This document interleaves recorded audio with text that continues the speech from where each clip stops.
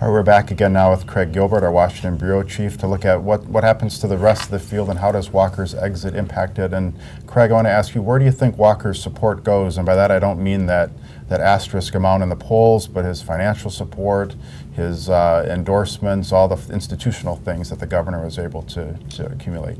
Well, you know, he was an establishment candidate in the end. I think it's going to go, maybe some of it to Jeb Bush, but I think, you know, Marco Rubio, to a lesser extent John Kasich are potential beneficiaries. Rubio in particular, because he seems to be a rising candidate, and like Walker, he was somebody that was young and that kind of straddled this divide between the base and the establishment, that had that kind of versatility and potentially broad appeal and likability and acceptability within the party.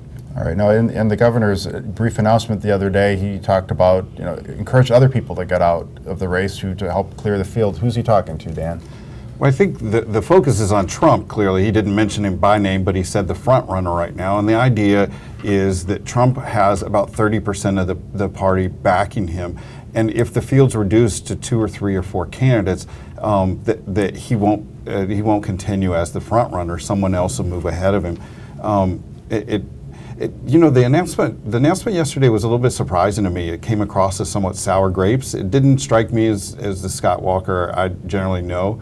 And it made me wonder how much pressure he was under from the party leadership to go ahead and make this announcement and get out. Well, that was my next question, Mary. When Scott Walker said that, encouraging others to get out, was that a message from Mary Spicuzza or a message from Scott Walker? Probably a little bit of both, I would say. I think that there are some people who are looking at somebody like Huckabee or Pataki and thinking like, why are you still hanging out, you know, move aside. And I think that Trump is somebody who a lot of people are afraid of and think that he's not going to toe the party line, he's not going to listen to party leaders, and they would probably feel a lot more comfortable if the race was closer. And he fares better with a field of 15 than he does if it's, you know, 3. Marco Rubio versus against Donald Trump. Right.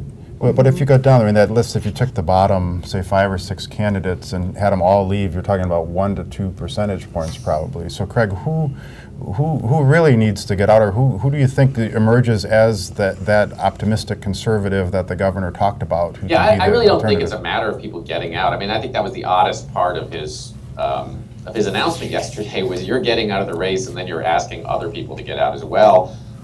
It's really not about people dropping out. It's about Iowa and New Hampshire and the debates ahead. I mean, the winnowing will occur, and you know it'll start in plenty of time. It's you know, the Republican Party is looking at, it's, you know, kind of a dangerous scenario. Not just the prospect of a Donald Trump, which scares a lot of people in the establishment, but a very long, drawn-out race. If the field remains fragmented, but there's not a lot the party can do about that, and I think to a certain, you know, in the end, ultimately, the process has to run its course. Did it surprise you guys? I'll ask Dan this question first. That the first 2 out are 2 pretty accomplished, well-known Republican governors, when that's often been the territory where they choose, you know, candidates from the governors. But clearly this election so far has gravitated toward those who are not politicians, who are running against the establishment, and there are no 2 more establishment candidates than Perry and Walker, who, you know, have built their careers on what they've done in government.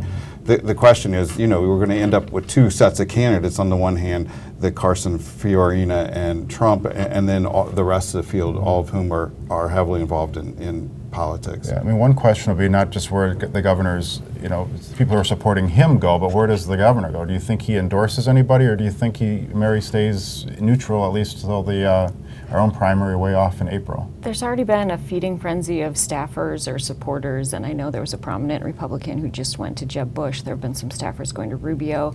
I wouldn't be surprised if Walker endorses somebody. I don't think it's going to be immediately necessarily, but if I could see him backing Jeb Bush or Marco Rubio or someone that he thinks is that optimistic conservative he was talking about.